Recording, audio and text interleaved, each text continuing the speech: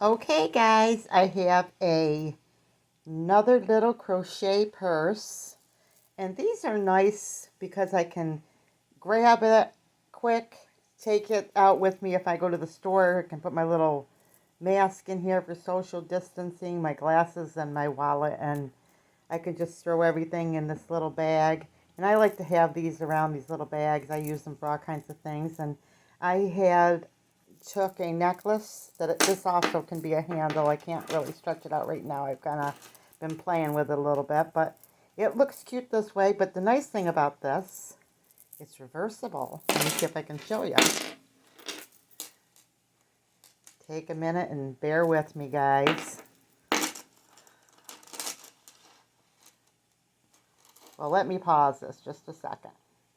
There you go. It's reversible. So I kind of just like made the lining so it can go one way or the other.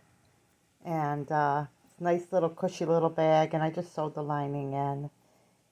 And so like I said, it makes a nice little bag if I just want to go someplace and want to grab it. And if it gets dirty or something, I could just throw it in the laundry. Or if somebody says, "Oh, I love your crochet," I can say, here's a little gift for you, and invite them to come watch my YouTube channel to learn more about crochet.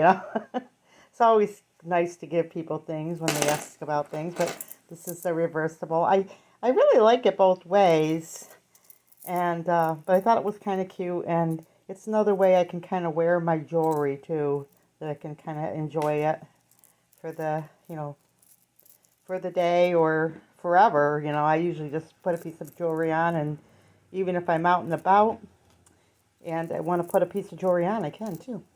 So there you guys go. A reversible bag. Easy peasy. Just a small one. You can make something like this any size you want. I just take any old stitch that you enjoy making and make a bag. Okay guys, remember, big or small, you too can be a backyard farm. God bless.